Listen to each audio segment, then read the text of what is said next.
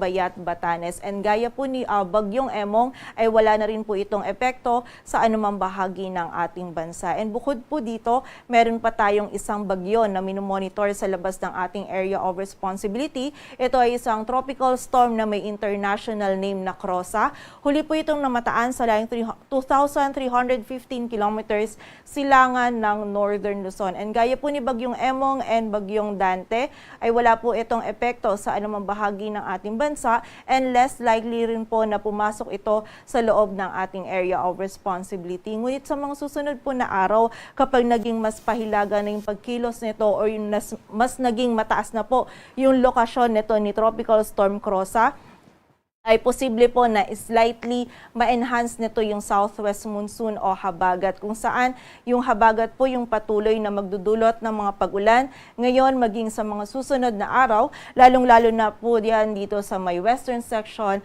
ng Luzon. Kaya patuloy pong pag-iingat para sa ating mga kababayan sa banta pa rin ng mga pagbaha at pagguho ng lupa.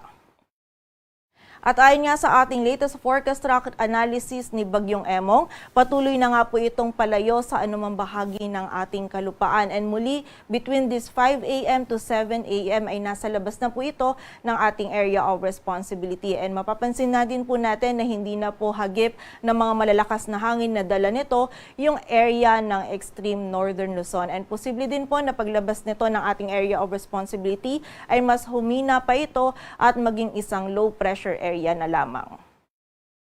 And wala na po tayong wind signal sa anumang bahagi ng ating bansa, ngunit makakaranas pa rin po ng bugso ng mga malalakas na hangin.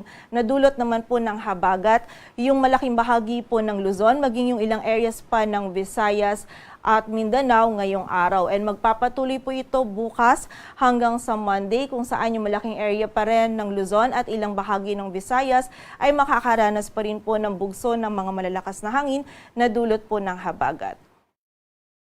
Samantala para naman po sa mga pag-ulan, wala na pong dalang pag-ulan si Bagyong Emong sa anumang bahagi ng ating bansa.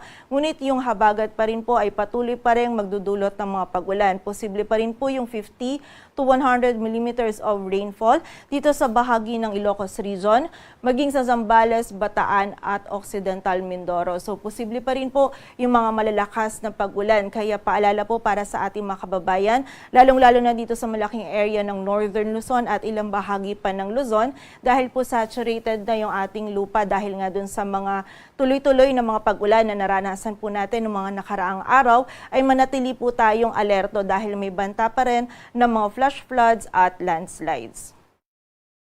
Samantala bukas naman po, posible pa rin yung mga malalakas na pag-ulan dito sa area ng Zambales at Bataan.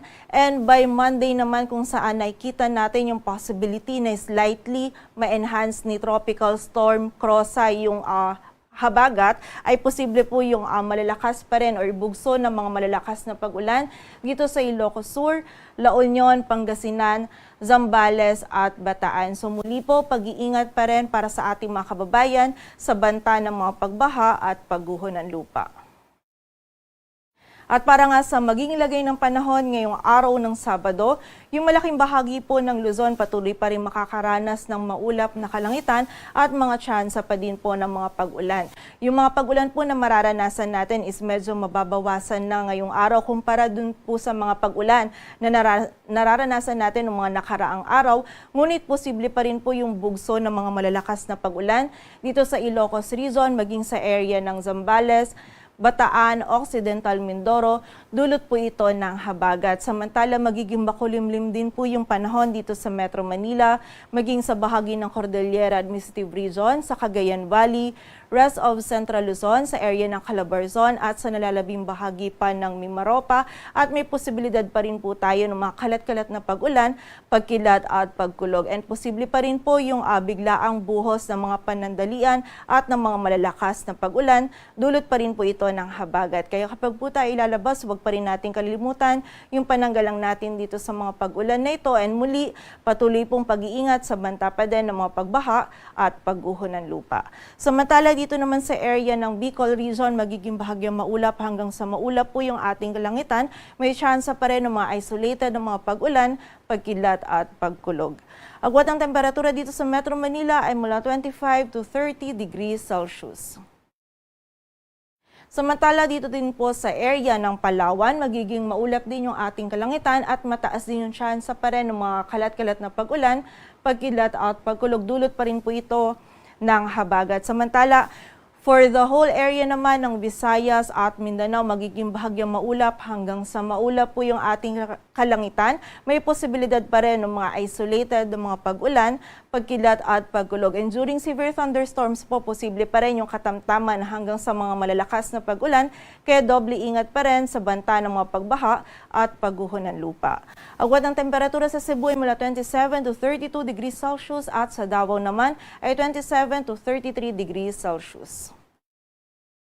Sa kasalukuyan, wala na po tayong nakataas na gale warning, ngunit iba yung pag-iingat pa rin sa mga kababayan natin maglalayag dito sa may western and northern seaboards ng Luzon sapagkat magiging katamtaman hanggang sa maalon pa rin po yung lagay ng ating karagatan. Patuloy po tayo magantabay sa updates na ipapalabas ng Pag-asa at para sa mas kumpletong impormasyon, bisitahin ang aming website pag-asa.dost.gov.ph. At para naman po sa mga pinapalabas ng ating mga regional offices ng mga rainfall warnings or yung mga thunderstorm advisories, bisitahin lamang po ang panahon.gov.ph. At yan po muna ang latest dito sa Weather Forecasting Center ng Pag-asa. Grace Castañeda, magandang umaga po.